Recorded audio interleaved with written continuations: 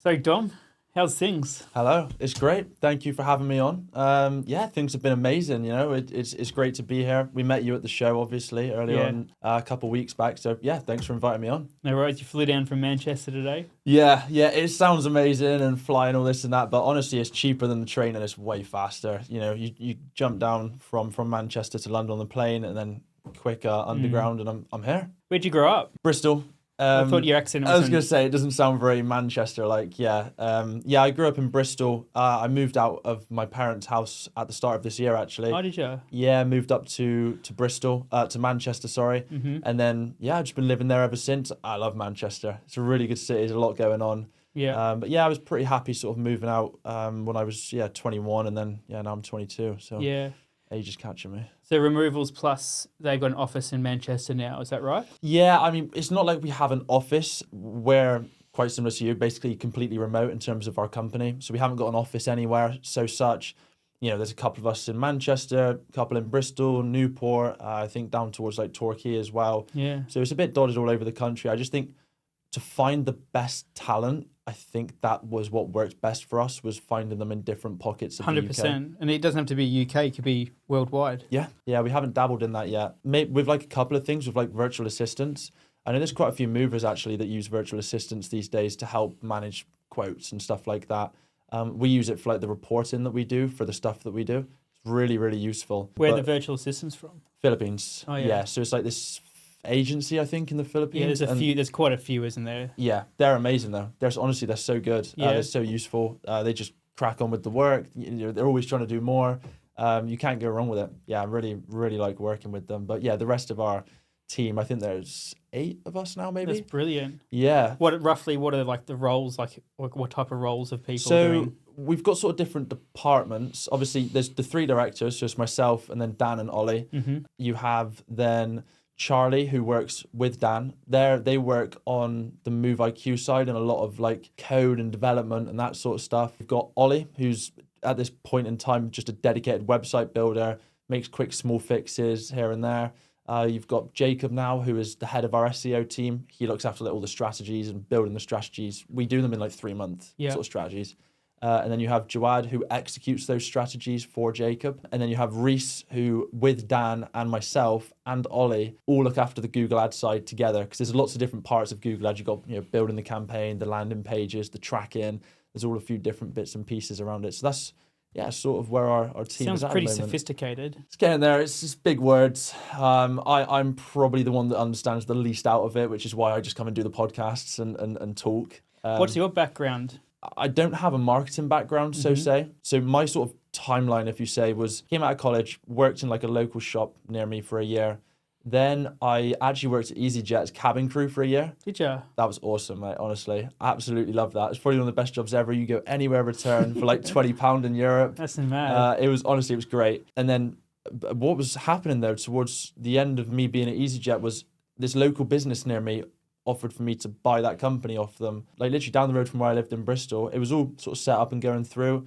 So I handed in my notice at EasyJet. And you bought a company? No. The day after I handed in my notice at EasyJet, the deal fell through.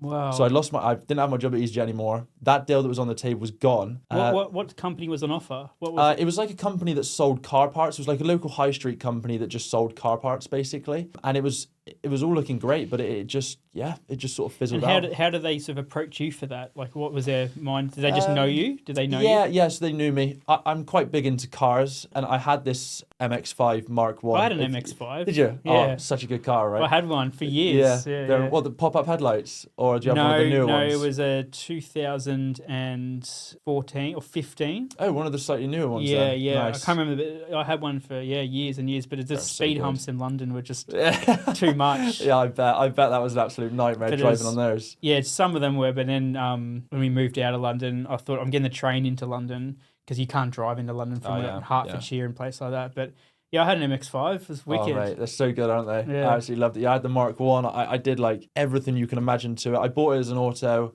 swapped it to a manual, like blew the differential up, swapped that, blew the engine up, swapped that, put a turbocharger on it.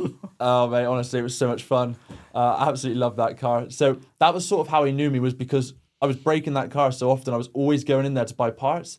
And then you sort of get to know a little bit and stuff like that. And then, yeah, one day he was just sort of like, he said, I've spoken to my staff about it and none of them sort of want to take the company, which is a bit strange. He said, is that something you'd be open to? I think he sort of... Was he retiring or something? No, he just wanted to step away from the company. I don't think he's towards retirement age. I think he's been running that company. How much was he offering? It was about... but I was going to pay that over a 10-year period. Yeah. So that was going to be awesome. It was perfect. I could have got in there. At the time, I was 21. 19. 19? Yeah, so actually, to be honest, looking back at it now, I'm sort of glad it didn't happen because I think that the person I was back then just wouldn't have been able to handle what needed to be handled, multiple full-time staff. And they would have been a lot older than you, I'm assuming. Yeah. Like significantly older. Exactly. And from the staff's perspective, I don't know how that would have landed as well with sort of like a 19-year-old coming in and running the company. He wasn't trying to like shaft you, do you reckon? No. It was, I think it was all in good faith. It was just that I didn't have, so in the end, I didn't have an asset to secure the effective loan against. And that was why it fell through. Surely it's a business. You loan against the business in some ways. That's what I thought. So that's what I thought originally. That's the assets. Yeah, exactly. So I was like, well, once I take the business, that becomes the asset that I'm securing against because it will just come straight from the cash flow. But if you're getting a loan, it was the seller that would be giving you the loan, not the bank. Like he's saying, yeah, I'll give you, but I'll loan it to you, and you pay me back over 10 years. Yeah. And he just Did you actually approach a bank because you wouldn't have to give all up? No. So it was literally I was going to give him zero all up. Yeah. And just pay it over a 10-year period. All I needed to go and get a loan for was say like just working capital. Yeah. But it just sort of, it was a real shame. Basically what happened was he was saying, oh yeah, it's all looking good. It's sort of going through this and that. And then the day after I left my job, it was like, it's not happening anymore, which is the worst time. I literally remember I literally got off the plane off my last flight, which was to Egypt and back.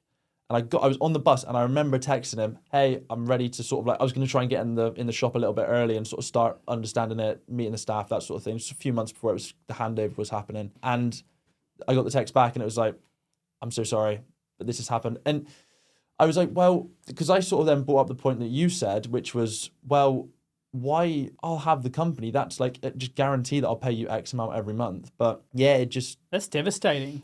I know. So why did he say no? What was... So I think what it was I think his dad also was listed as a secretary, and obviously his dad didn't know me at all, and he wasn't willing to sign off on it, and like lawyers were advising against it, just in case. Basically, I think the risk was that I just run the business into the ground, and then he'd get nothing.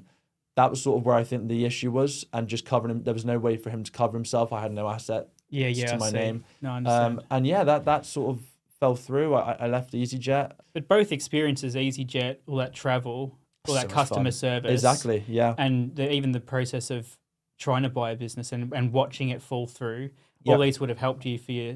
Massively. You're a director now at Removals Plus. Yeah. So yeah, do you think those get some transferable skills out of both those careers? 100%. Those career 100%. moments? Yeah, because I found that I learned a lot about, like, negotiation was the first one, negotiating with them on different things. I learned quite a lot about laws and stuff like that. Obviously, I have my own lawyer for that process, and we talked a lot about that sort of thing. It helped me come across my accountant, which we still use today. Oh, right. And he's been amazing, honestly. He's almost, from that age, he almost sort of mentored me through it. And he still sort of does that now, which is really, really nice to sort of have someone in my corner that I can just go to and go, look, we're thinking of doing X, Y, Z. And any big decision I make, I always speak to him about it because he's really good at playing like devil's advocate. The number one thing that I always sort of say and think about whenever I go across a new decision in business or starting a business or anything is the question I ask is, why would this fail? I got that from Stephen Bartlett's Diary of a CEO book, and honestly, it's helped me so much. It actually helped me choose this industry to pursue in marketing. And you think it's pretty fail-proof? Yeah. Because you're asking, instead of going, because everyone wants to focus, when you come up with a new idea, everyone wants to focus on the good stuff. Oh, this is going to be amazing. This is going to be great, this, that, and everything. But no one focuses on the downsides when you're in that honeymoon period. And that's the riskiest part I've found, is that if you're not focused on what could go wrong and where the failures are going to be, you can't prepare for them. And if you're not prepared, then you're prepared to fail, I think is the saying. And that was something that has really, throughout the years now, I think three or so years of me sort of running my own companies and stuff, that's probably been one of the leading sayings that I've followed everywhere. Any decision I've made is always, whether it's me, the team, whatever, that's always been the decision is why would this fail? Try and note down as much as you can. And then from that decision, if you can think of literally nothing, okay, then you've probably got a good idea and it's something you should pursue. That's incredible. Yeah. So you got 2 other directors. How does that work with the 3 of you? Because some people say don't go into business with other people. Some people say it's the best thing to do is to go into with business partners. Yeah. How's that worked? How's like this kind of synergy and like personality differences and decision making and all that kind? Has it been difficult? It's been challenging at times. It's been easy. There's definitely been challenges. There's definitely been really good times. I think that's just what you're going to find anytime you're in business with other people. So the way that we sort of came to be was after fell through and I didn't have EasyJet anymore, was I ended up starting my own marketing companies, doing it for like gyms and stuff like that. Right. Did that for about 6 months. And then that was when I then was like, I need a new industry, because I was filling these gyms up, and once you get them to full capacity, they don't need you anymore. So they drop you. So you lose that consistent revenue. So I thought, right, I need an industry that each customer is a one-time cost. It's a high enough one-time cost to make sense for there to be space for a marketing company. And it's an industry that needs work, because you think like electricians and bricklayers and stuff like that, they're always busy, I find. And there's not really enough scope for a marketing company to get in there. Whereas with moving companies, there was. And then we tested in Bristol. And that was around the time I came across Dan specifically. We just worked out in the same gym. And we'd see each other often. Is that how you met? Yeah, literally. It was just, we were in the same gym. And we'd chat every now and again. Oh, hey, how you doing? This, that, and everything. And he was like, oh, so what do you do for work? And I was telling him, well, I do marketing for gyms at the time. And I was telling him about, stepping into moving companies and stuff. And he was like, oh, no way. Me and my friend Ollie were like, oh yeah, we're doing it for, I think they were doing it for funeral directors at the start, or trying to, alongside their full-time jobs. So, but these are the key thing, was I was really good at getting clients, but the service I delivered was mediocre, because I wasn't good at finding the best team. I wasn't very good at doing it myself. And they had all the bells and whistles. They really knew what they were doing. They couldn't get clients. So you put those 2 things together, and you've sort of got what we have now. You balance it out. Yes, but at first we weren't directors. They actually were working for me as freelancers. Right. Yeah, for about maybe 8 to 10 months. And then, I think it was sort of August 2020, end of August 2024, we decided, I think we should bring this together. We're working really well. We started growing nicely. And that was then when we decided to sort of come together and form Removals Plus as it is now. So we've been in the industry for over 2 years, but Removals Plus itself, we've just entered our second year as a company. Yeah, and it's good for you to make them directors. Yeah. Or, propose that idea, because a lot of people proposed it. They proposed it. Oh, yeah. But good for you to sort of allow it to all kind of fall in. There's some trust there to give up, you know. It fell into place, and good on them for proposing. It shows absolutely. that they're keen. And I've met them. They're nice guys, really nice guys. They are, and they're so, honestly, they're incredible at what they do. You can tell you're all just very switched on, all 3 of you. Yeah, they like together, because it comes down to that, again, that saying I said before, why would this fail, is we're able to push back against each other a lot. I think the great thing that we found was, before we became friends doing this, we were colleagues. So that part is always first, almost. So it really does mean that there's nothing's personal, obviously, because it's business. It's that colleague part first.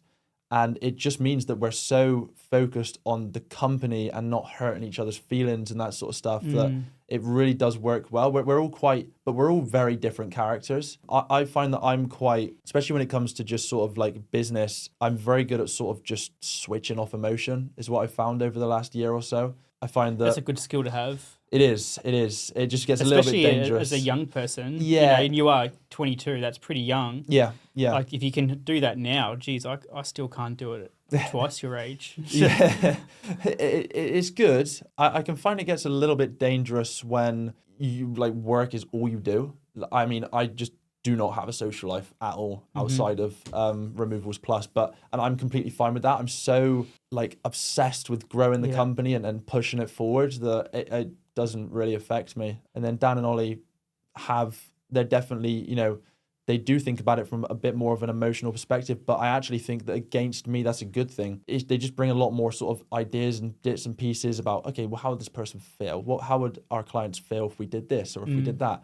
And they're able to bring that in, whereas I probably wouldn't be able to, or I wouldn't be able to execute things with emotion in mind. If that sense, it makes sense. I don't, because I don't really register it myself from the business perspective. I can sort of understand how other people are feeling, but yeah, from my side, everything I do is rather blunt, like in terms of messaging people, being on the phone, stuff like that. Yeah. But I think that's why we work so well together. It's because we're all quite different. We all have different viewpoints, That's and then brilliant. you get that real 3-person discussion that just allows us to really sort of drive the company forward. And that's what we've been able to do over the last year. How many removal firms working with you or have worked with you roughly? So actively right now we have around 50. That's brilliant. Around 50, and you go back a year.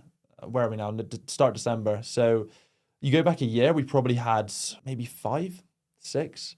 So honestly, the growth over these past 12 months has been incredible, and there's no sign of it slowing down. You know, we've just had the Movers and Storage show, obviously, which we got lots of leads from, which we're working through now. We have other bits and pieces. Instagram does well for us. You know, we are like BAR affiliated, we're Move Assured affiliated, so we're in a really strong position to just keep growing and keep building trust, and you know, just building like good reviews on Trustpilot and stuff like that. Is as time goes on, it just feels like it's really gonna just keep sort of going on that upward trajectory. It feels like we're in a really great place at the moment.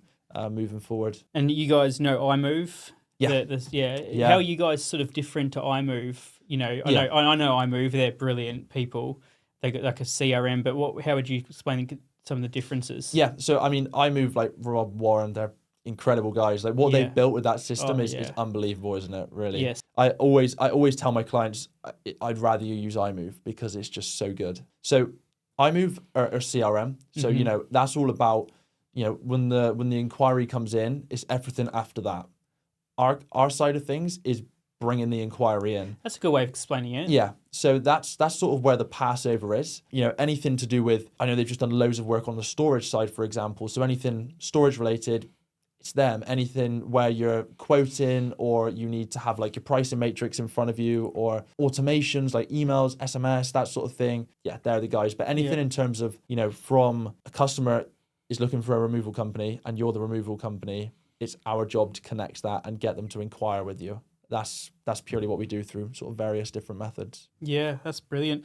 I had a look at your website. It's amazing website. Thank you. Ollie built it. So yeah, it really is. Well done, Ollie. It's so clear and it explains what you do. You don't have to like just jumps out at you like what you do and all that. I had a few things I was impressed with the website. One was on the FAQs. It said a question: do we just work with removal companies? And I've clicked on it thinking that you're going to say, oh no, we do this, we do that, but you just said no, we do. We just work with removal. I love that. Yeah, that was really cool. Like just it'd be tempting to say absolutely everyone, especially starting out 2 years in.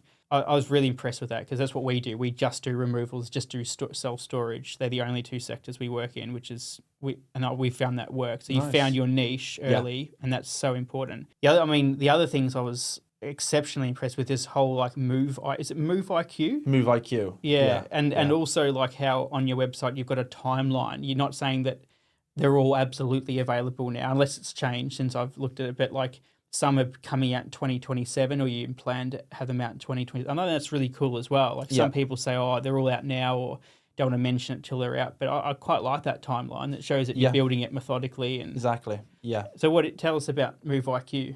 Yeah. So Move IQ, the whole thing through 2026 and 2027 is it'll be released in, we hope, the end of January of 2026, so a couple of months from now. And then all that stuff, the timeline stuff was just future developments.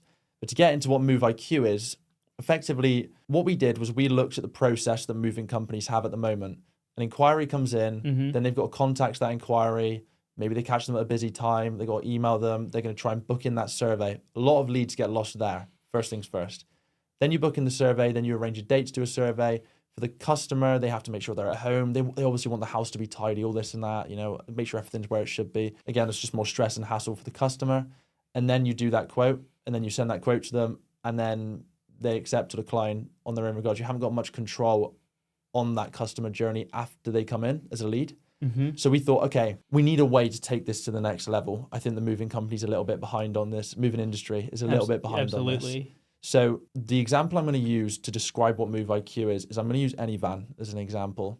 So if you go onto Anyvan's site, you'll see that one of the main things they have over other moving companies is you can book online right there.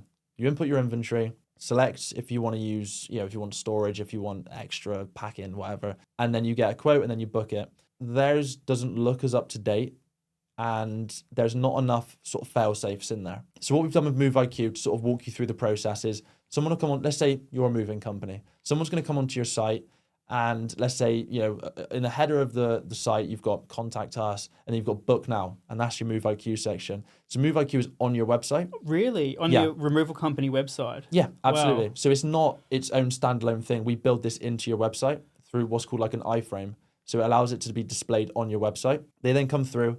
Customer's going to go on there. They're going to see book now. Oh, wow, I can book now. That's great. They come through. The first thing we're asking for is, moving to, moving from, how many bedrooms is it? If it's a flat, what floor is it on? Is there lift access? Asking all the important questions early on. Second thing we're going to get into is then the inventory. So the way we've done it is people will select inventory, and each inventory sort of using our system has its cubic square foot, because that's how moving companies do quotes. Then with that, it calculates all of that and it's able to give the customer an estimated quote. Before we give them the estimated quote, we ask for the person's information, name, number, email, all that sort of thing. That's obviously really important to have. That's how you get the lead. You put that sort of halfway in because they've already committed some time to you. And the last step that they've got to do before they get that quote is give their information. It'll massively up conversion rates. Then they get the quote. That by itself, you can have that just by itself. So they get a quote and it says, Dingo Removals will be in touch soon. Yeah. Or you can go a step further, which is where they actually provisionally book their move with you online. Now, if they want to do this with you, there's a few things they have to do first. They have to select, obviously, a date and sort of a preferred time, morning, afternoon. Obviously, if it's a bigger move, it's going to be morning anyway. What's then going to happen after that is they have to upload a full video of every single room that they've declared is in their property, bedrooms, kitchen, living room, everything, and critically access to the property. Mm-hmm. So the moving company can see, I've got a park down the road, or it's right in front. It's amazing. They got a lift and all that. Yeah, exactly. So being able to see all of that just means that, okay, well, now we've got an example of now I know what the place looks like. I've given them an estimated quote. It's provisionally booked. That's key to say. It's provisionally booked. I would still say it needs to be confirmed by the moving company. What we also do then through Move IQ is we're able to take a deposit for that booking online. Wow. Which locks that customer. But how do you determine the price? It's all really flexible. So it's all down to the moving company. Yeah. If the moving company, I think I saw something else on your website where it can provide cost, maybe this is something to be released a bit later, like a cost estimation based on previous quotes you've done. Yes. I think that's really cool because sometimes it's hard to get your costs or charges or quotes right, and especially if you're maybe not as confident to put it up. But if it's doing it for you, making that decision making process for you, that's really cool. Exactly. It's almost like Airbnb. It has dynamic pricing based on how busy the market is. It'll base the price. And that's all based off of something that's called machine learning, which is what our system integrates, is machine learning. That's massive. So all these quotes come in, and of course it sees the cubic square foot, the different items that are moving, all this and that. What we then do is the quote then gets sent to the moving company. It'll get pulled into iMove as well, if they're iMove members. Yeah. Wow. So you two are really good synergy. Yeah. Oh, it's amazing. They've helped us massively. I mean, one of the big things for us this year was going on their podcast at the start of the year. Yeah. It was amazing. And like I said, all of my clients, I always try and push them towards iMove because it's such a good software. Yeah. So we want this to pull into iMove. And then the important thing is they also get an email. Obviously, you've had a new lead or you've had a new provisional booking. What's in there is what we call sort of this magic link. Opens the quote up, shows them all the videos that customer has given. It shows them all of the stuff that they've declared in the inventory. And importantly for us in that machine learning model, we ask them, how accurate is this quote? And if it's not accurate, what did you change it to? That then feeds back into our system, which along with all the other quotes. Future. Yeah, and then it's able to sort of change, okay, actually, on average across the last 100 quotes, it's been 3.5% lower than what the moving company wanted it That's to be. incredible. And it does that sort of thing. And it's all through AI, machine learning, Yeah. using past data. The more data you have as well, then the more accurate And I something's wonder, going to be. could you slowly start to inform other moving companies or just maybe the industry generally about what the kind of going rate is for kind of 3-bedroom homes with this amount of cubic feet? Could you maybe down the track start Yeah. doing? Because people, if you have this much data and you're collecting it and you're analysing it, people would be really interested. What are people paying for moves? And you have to give like specific companies what they're charging, but generally what we've found is that this is the going rate. Yeah. I think that would really help because I think sometimes people, sometimes our clients, they complain about charging too little when there's a race to the bottom, which I hate to hear. Like, just charge really high that people will pay it, and if they don't pay it, then don't waste your time. Keep moving. But that could be really helpful, I think. Absolutely, yeah, because we have so many data points, like you said, you'd almost do like a monthly release where you just go, okay.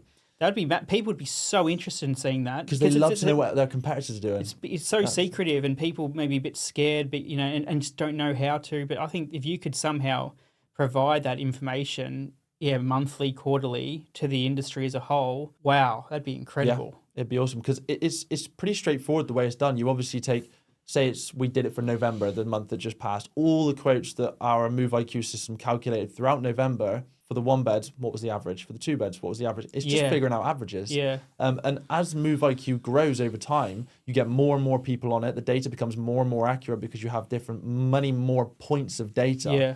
And it just snowballs better and better and better over time. How did you build it? Like, just roughly, like, is it? I mean, did you code it yourself, or did you outsource the coding? It's all built in house. What? That's incredible. Not by me. Yeah. Who? Dan. Yeah. This is Dan. So Dan and Charlie, like I said. And what are their backgrounds? So Dan was a data scientist for BT Group, I think, before. Yeah. So he'd done a lot of coding and stuff like that. He understands all the code, creating APIs, interlinking all these things. You have the system, you have the back end of it, all the moving parts that you don't see, just to understand how it looks, works, and that's what makes it work. You then have Charlie on the front end, who does more freelance work for us. He still has a full-time job at the moment. And then for him, it's basically taking what's on the back of Move IQ and how it works and plugging it together for the front end so it looks really nice, flows really nicely. It's built from a conversion perspective, and that's how those two work together. And I mean, this has been in development now for 8 to 10 months. We've been working on this for a long time. And we first previewed it at the show a couple of weeks ago. And I mean, we were like blown away by the amount of interest we had in it. It was unbelievable. I think there's 2 benefits. You got Move IQ, but then you're also a marketing company, so you can help market it as well.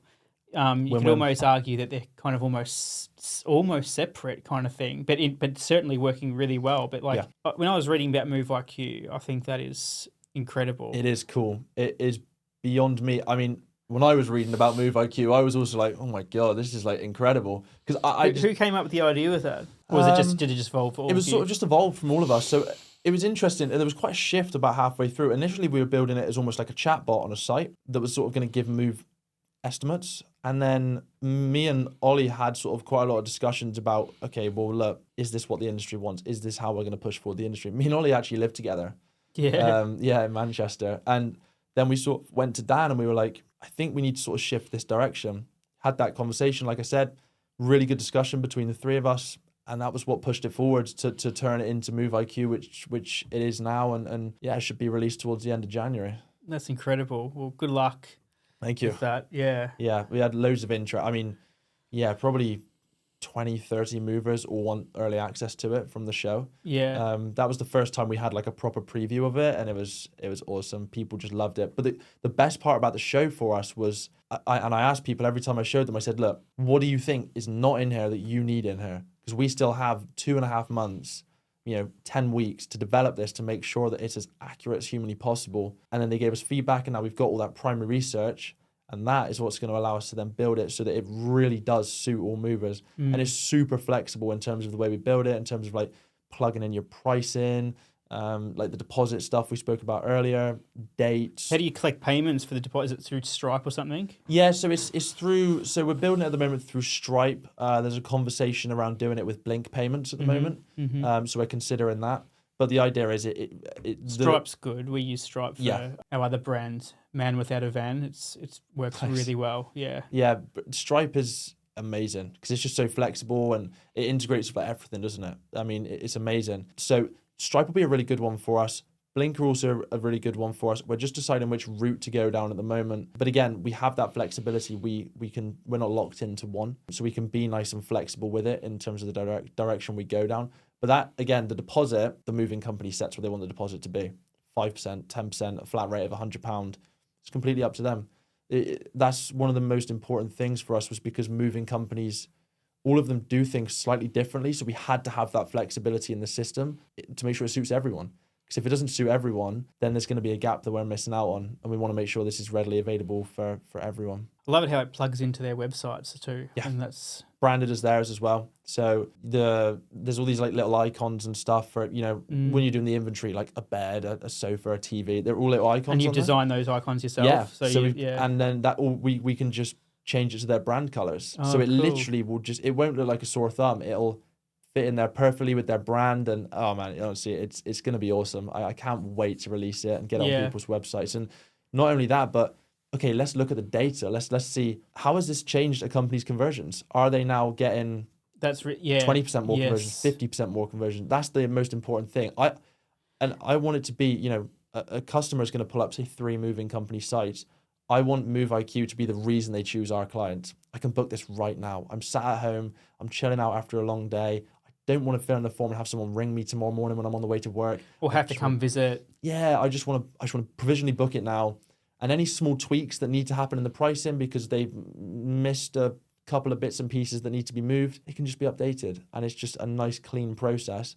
But that deposit is locked in. So the moving company has it'd be rare that, do you find when they pay a deposit that they say, actually, I don't want to do this anymore? Nah, very rare. Because once you pay a deposit, that's if you can capture that deposit, exactly, that move's going to happen. Yeah, exactly. Unless like the chain falls through or there's cancellations or stuff like that. I think, but I think it's more that commitment, because then they stop searching for other companies. Yep. You're not going to pay a deposit with you. Oh, I might still shop around. Yeah, you pay a deposit somewhere and then you just forget about it. Yeah, exactly. And if you can capture that, that's massive. Yeah, that was such a critical thing for us. Congrats, that's a really great service. Thank you. Because it's in anyone involved with this industry, it's in everyone's best interest for the industry is, move it forward. Moving forward, improved, getting jobs in, less stress, being able to book jobs in advance. It helps us, it helps you, it helps the companies, helps the customers. Exactly, it's life easy. That's what we want to drive towards, and it just really will be something that we think will really push the moving industry forward into the next level. I mean, the rise of Anyvan, I know a lot of moving companies are really frustrated about how have Anyvan got so much work. People say, oh, they're not great and this, that, and all these things. But Anyvan are so incredibly convenient. Yeah. And that's what it is every moving company I speak to go, well, we have a great family feel and this sort of thing, but everyone does, so it levels the playing field. But with Anyvan, what they've done is they've just taken speed and convenience, which is valued more these days, and that's why so many people book with them. They'll pull up Anyvan, they'll pull up someone else's site, and they'll go, well, I could fill out a form here, or I could chance it a little bit more, but it's booked now and it's done. And honestly, if I was moving and I wasn't in the moving industry, I would probably look at Anyvan a lot more seriously because it's easy. I think a lot of, and especially I think moving companies need to maybe consider that, because a lot of younger people, I'm not saying you're young and, is that like a disadvantage to you, is it your character or anything, but young people are more savvy like this. And I think that they would go down the Anyvan route. They make it easier. But if you're somehow reversing that trend to make it easier for these big blue chip companies who may have clunky or may have these sort of older systems, then you're really starting to reverse that trend to the advantage of the blue chip conventional removal companies. Yep. And that's massive. Anyvan are worried as well. Are they? We spoke to a rep at the Movers and Storage show and showed them what we built, and he was not too happy when he saw it. He said, this is the thing he said to Dan when he was looking through it, is this is not good for us, because it's basically what they've done better, and we're offering it to moving companies across the entire UK. It levels the playing field. That's what I was just alluding to. Yeah. So the only thing Anyvan would actually have then is maybe that they're lower cost. Yeah. as opposed to their lower cost. It's so easy to book with them. It'd be so easy to book with everyone in a few months' time. And yeah, they're worried about it. That rep was worried about it. I saw him take some notes on his clipboard after that, and they're I didn't even know that they were at the show, Anyvan. I yeah. didn't, yeah. Yeah, they came over to see us and sort of were asking us what we do, and then we showed them the Move IQ thing, and yeah, he like his line was, "This is not good for us." That obviously means we're barking up the right tree. I think Yeah. it means we're pushing in the right direction. If one of the biggest companies in the moving industry are worried about what we're doing, we're making waves and we're changing the game for every single mover out there. I think it's a no-brainer that people need to contact you. But this podcast is called Removers and Shakers, and we're looking for people that doing things differently, or at least daring to be differently. You're both. You've dared to be different, and you're doing. Yeah. And we want to tell these stories as much as we can. But yeah, I'm fascinated by it, and I think you are a remover and shaker, and you're only 22, and I think your company's incredible, and it's just going to keep Thank you. building. Yeah, thank you so much for being here today, course. Dom. No, Good to pleasure. meet you, and we'll you. see you around. Yeah, thanks for having me on. It's been awesome. I really appreciate it, and yeah, thank you very much for having me on.